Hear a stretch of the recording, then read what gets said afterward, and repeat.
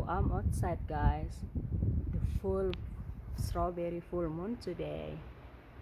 Really nice.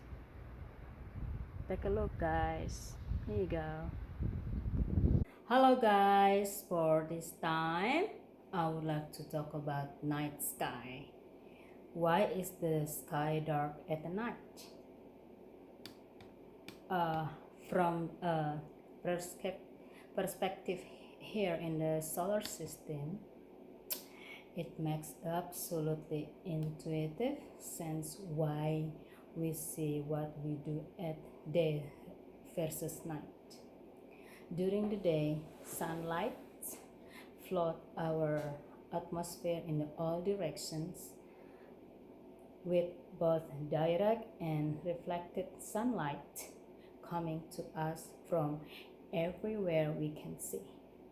At night, the sunlight doesn't flood the atmosphere, and so it is dark everywhere in the sky that there isn't a point of light at like a star, planet, or the moon.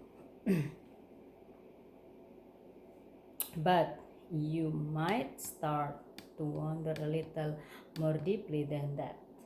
If the universe is infinite,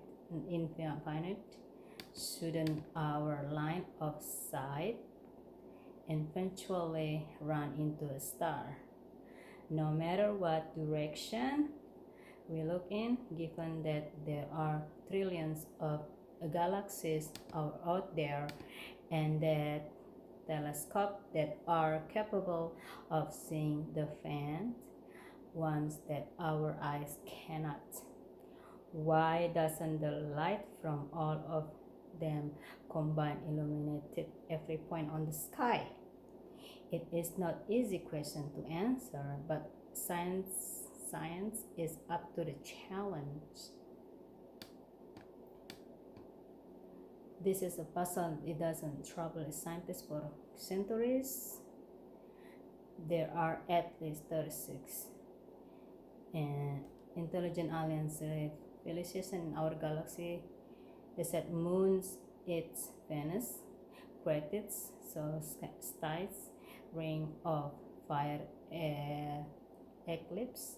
What you can see in the night sky this week. In 30 days and century of 9.6 million people will send a mission to Mars. This is what hope can do. If you think about it deeply, it might not even make sense to you. Yes, it is true that our atmosphere here on Earth is largest transparent to visible light, which is what enables us to see into the vast abysses of deep space at night. Our location in the galaxy means that only the galactic plane is obscured by the foreground dust and gas that blocks the light from the Milky Way's central region. But outside of that, you might expect to see light in every direction and at every location you were capable of looking in. After all, in the universe is truly infinite, then the void of deep space goes on forever. In any direction you can imagine, eventually your line of sight will run into a shining point of light. If this were true, then the night sky wouldn't be dark at all, but would be lit up by every star whose light path made the long journey to the earth. Yet, even where we look to the deepest depths of what appears to be empty space, where no stars or galaxies can be seen by human eyes or even conventional telescopes, Our most powerful observation reveals so much that is there, but it is still just a few points of light against the black backdrop of empty space. Yes, the universe is full of stars and galaxies. Yes, there are at enormous distance, millions, billions, or even tens of billions of light years away. Starlight travels through the universe and reaches our best observing equipment, revealing a rich universe with an enormous extent. But enormous, no matter how large it gets, is a long, long way from infinite. The jury space scientifically is still out as to whether the universe is infinite or infinite. We simply don't know. What we do know, however, is that the part of the universe that is observable to us must be finite. Even though we knew practically nothing about the large scale structure of the universe until the latter half of the 20th century, we still knew that an infinitely large observable universe was simply an impossibility.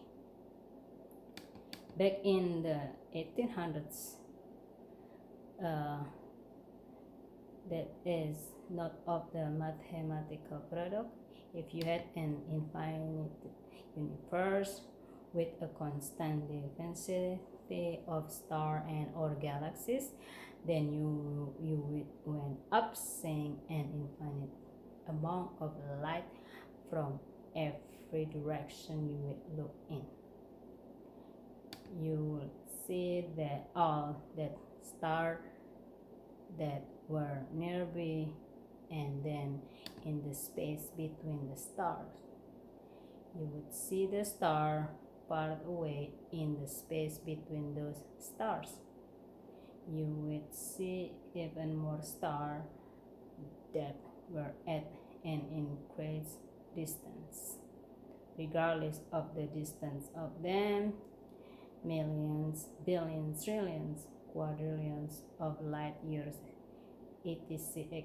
Eventually, wherever you look, you would run into the star. Think about it mathematically, if you will. If the number density of star is constant throughout space, then the total number of stars you will find is equal to the stellar density multiplied by the volume of the universe. The farther away a star is, the fainter it appears. Its brightness falls off as the inverse distance squared. But the total number of stars you can see at particular distance is related to the surface area of sphere, which increases with the distance squared. The formula for sphere is surface area is 4r plus multiple the number of stars by the brightness of each star, and you get a constant. The brightness is certain distance away is particular value.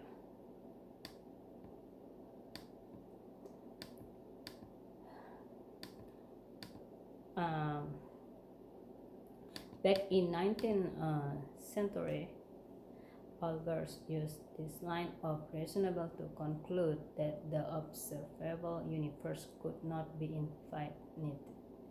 But he couldn't be sure. After all, there were other astronomical concerns.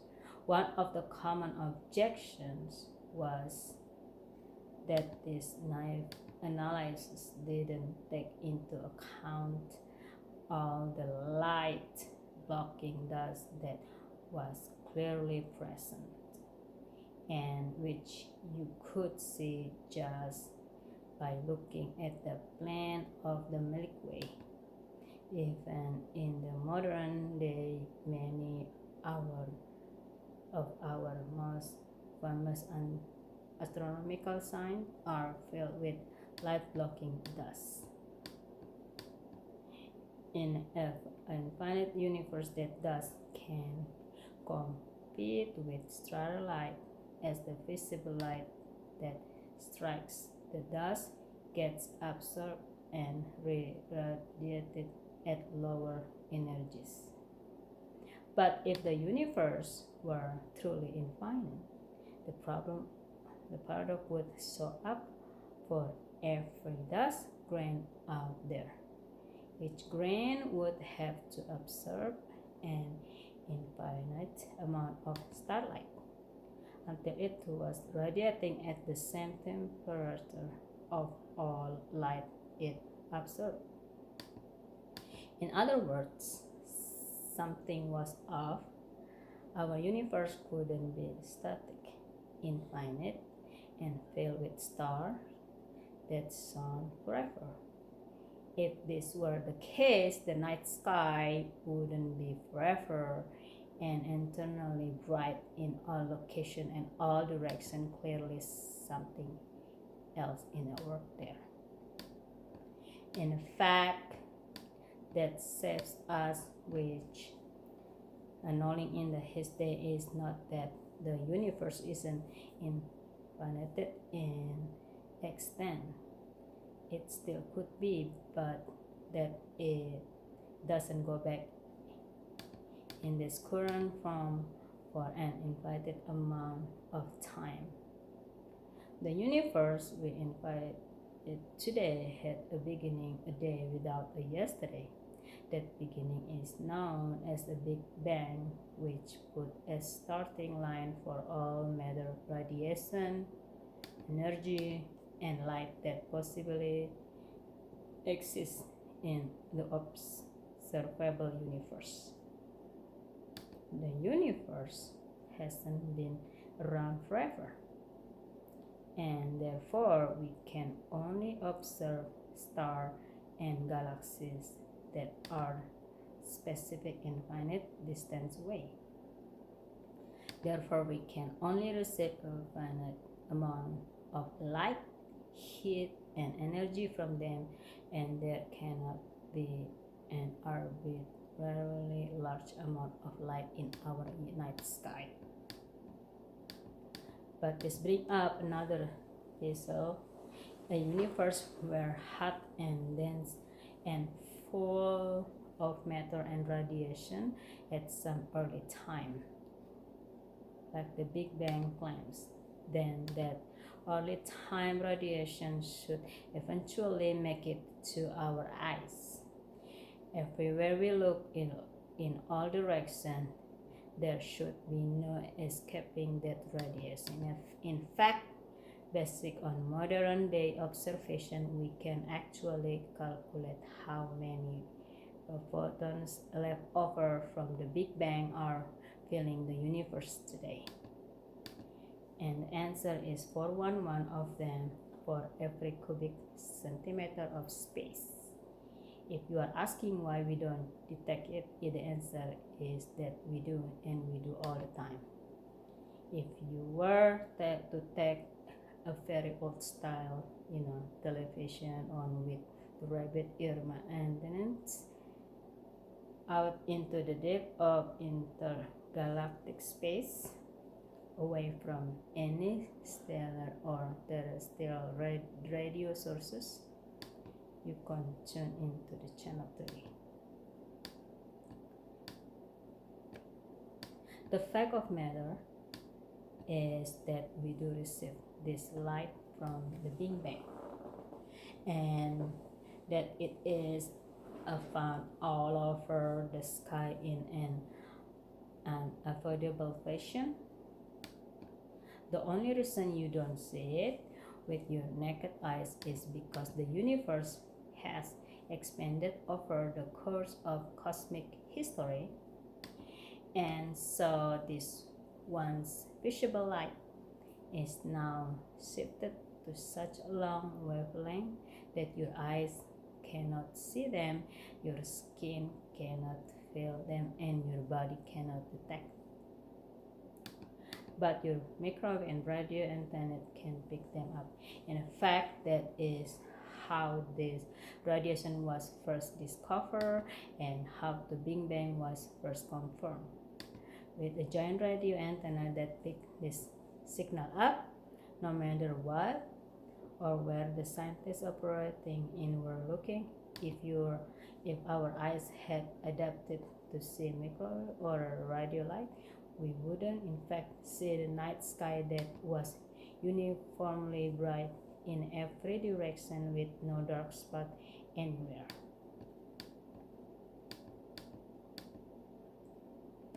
And text the fact together to explain why the night sky is dark.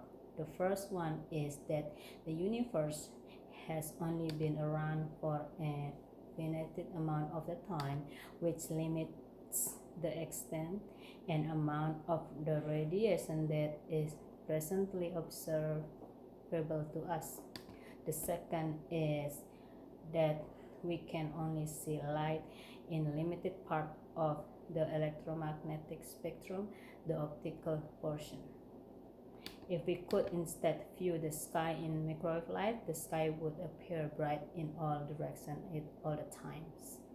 It is a little bit ironic when you think about it that it's only our very human limitation that made the night sky look like interesting place at all to explore. Today we have built satellites designed to measure this radiation explicitly, and they have been taught us far more about the origin and properties of our universe than we would ever learn from using our limited sense alone.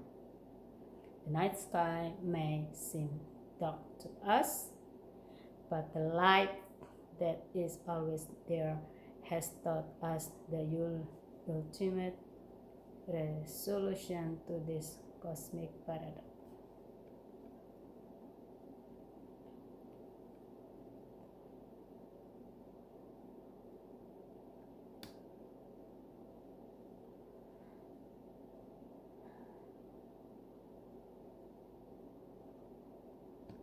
Um,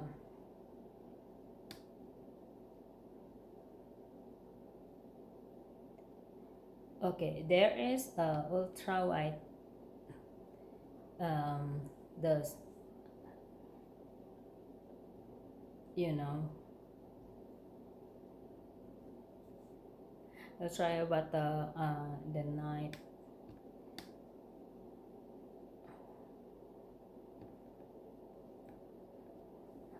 it this is how to bring dark skies back in an increasingly developed world.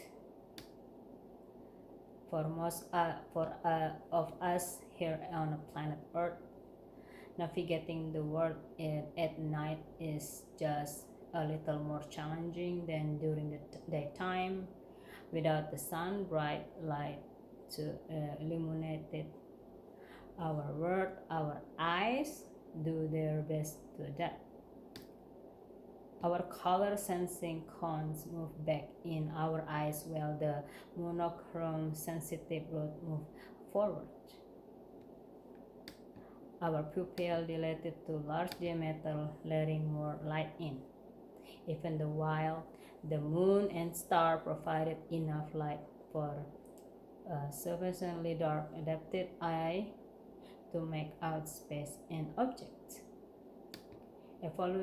Evolutionarily, this was a spectacularly useful adaptation. Human vision may be optimally suited to daytime vision, but the ways our eyes adjust also allow us to perceive the universe far beyond our world. Unfortunately, our connection with the night sky has been severed by the truly human endeavor.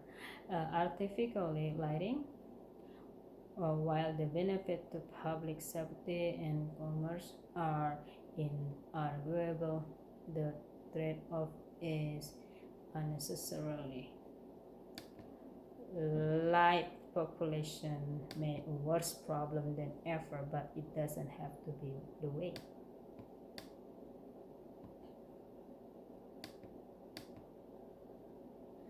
From the truly dark side, on a moonless night where there is less artificially light generated of Earth, then incoming from the night sky, thousands of stars, multiple planets, the plan of a Milky Way galaxy, and up to four other galaxies beyond our own can be seen.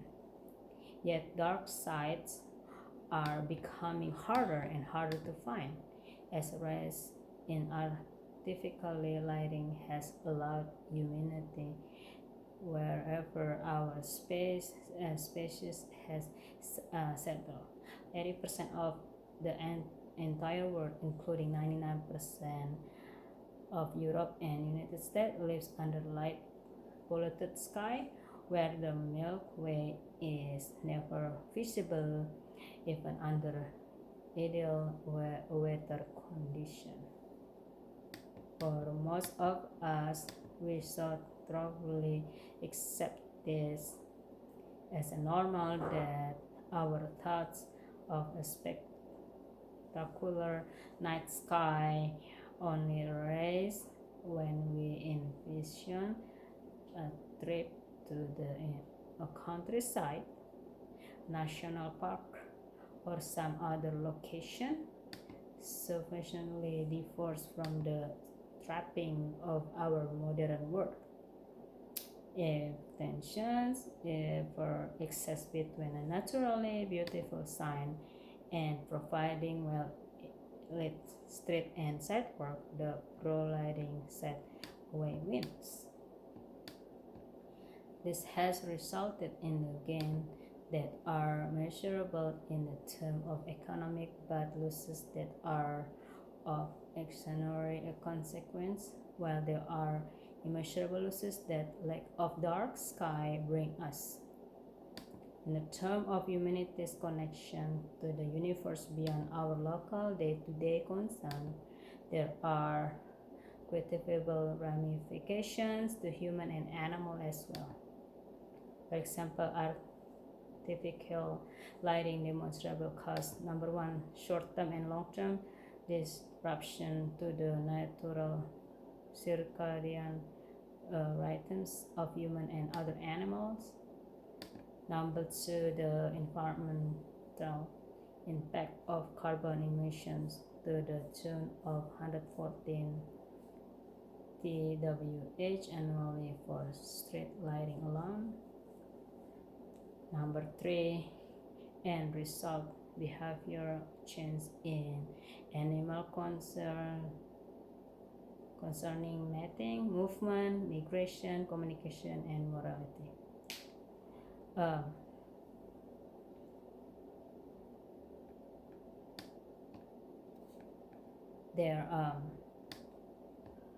there may be many great benefits to having well-lit street residents, business, or other public and private establishments, but there are enormous negative as well. As human civilization continues to develop, this problem has only increased in severity.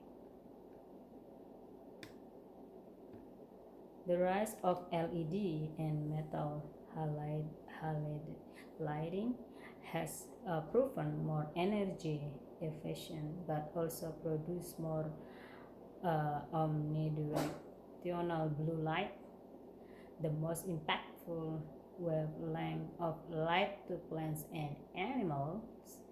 As the effective temperature of artificial lighting goes up, so do the effect of light population.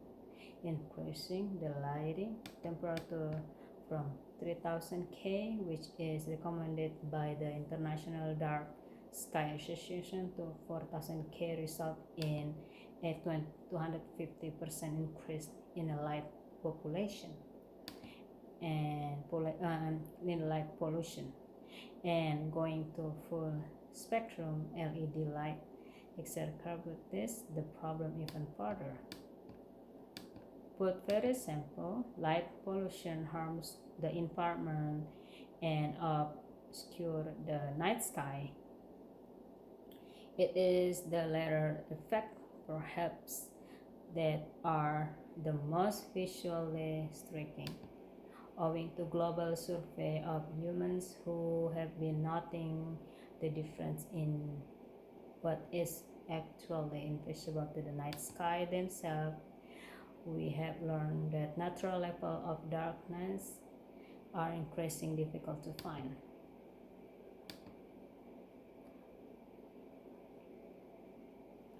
Even the small town, only few hundred or thousand people artificially lighting can easily transform sky that might be 3 or 4 to a disappointing 7 or 8 or even higher. But it doesn't need to be the cost of civilization. For over 30 years, professional and amateur astronomers have been working together with International Dark Sky Association, whose mission is to preserve and protect the nighttime environment and our heritage of dark sky through quality outdoor lighting. If you don't learn anything else about dark sky or the IDE, there is one major lesson you should take away. If you live in near of the most highly light population city of all, like New York, Los Angeles, or Chicago, you might be shocked to learn that our artificially lighting outshines the natural brightness of the sky by many hundreds of times or even greater amounts.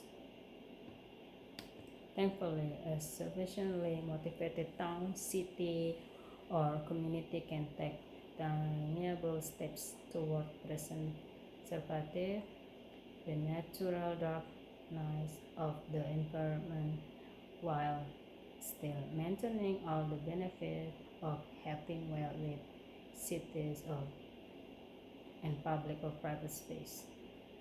The IDA presently lists 22 cities or communities that are recognized for their exceptional dedication to the preservation of the night sky. The steps to get there are simple but powerful and include implementing and enforcing a quality outdoor lighting ordinance, demonstrating citizen support for dark sky, and implementing dark sky education and awareness. By promoting responsibility lighting that focuses on well-lit, low-temperature area, we can all work toward being better stewards of the night sky, the environment, and set a good example for all the surrounding communities. The solution includes many options that motivated citizens can get started with, even on their own right away. Light fixture commonly shine omnidirectionally, including upwards and horizontally, which is where the greatest environmental impact on our sky and on our health arises from. However, replacing old omnidirectional fixture with a downward shining fixture can maintain the benefit of well-lit areas while removing many of the negative impact of the pollution. You might object, that there is substantial upfront cost of redoing so much of the exterior lighting. And there is reasonable concern. However, you may want to concern that could be offset by long-term saving as fixtures that point their light downward are essentially redirecting much of the waste light that normally shines horizontally and vertically toward a newly useful purpose. The population reducing fixture also lower the overall amount of electricity needed to produce the same amount of valid usable illuminated over a particular area. You may be wondering whether your city or town can be an IDA recognized dark sky community. And not only is the answer yes, but the ADA makes it easy to inquire online as to how your community complete with space needs can become recognized by EDA. The benefit or darkness of night are still being uncovered, as are the health and wellness costs of the loss of such darkness. But this is a problem that we can do something substantial about. All it takes simply investing in more efficient, effective lighting infrastructure. By switching to the proper temperature street lights, improve fixture and exterior light on residents and businesses, a consequences with a low temperature bulb, and community-aware citizens. Any community can begin reaping the benefit of dark nighttime environment without sacrificing safety or commerce. And the dark night sky is something we not only all deserve, it is something that we could very easily have for the relatively small investment. The benefit in additional to long-term cost-saving education and the environment positive can be taken in all once by everyone who both live in or simply pass through your own town. As soon as you encounter first the sky community, you will see for yourself that is no explanation required. That take it all just look up.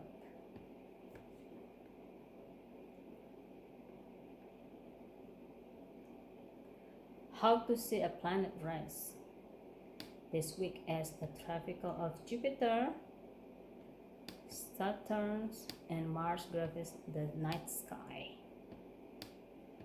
Have you ever seen a planet appear off the horizon? For months, the big three planets, Jupiter, Saturn, and Mars, have been visible only in the early hours before dawn. As we move into June, the gas giants Jupiter and Saturn begin to pop into the late evening sky, all making an appearance before midnight before the end of the month.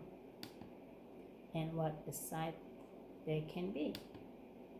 The Jupiter, Saturn, and Mars trifecta is an epic to look for in the early hours of the morning. But if you want to stay up late, you can watch them rise. The rising and setting of the planet is an underappreciated phenomenon that people can really enjoy.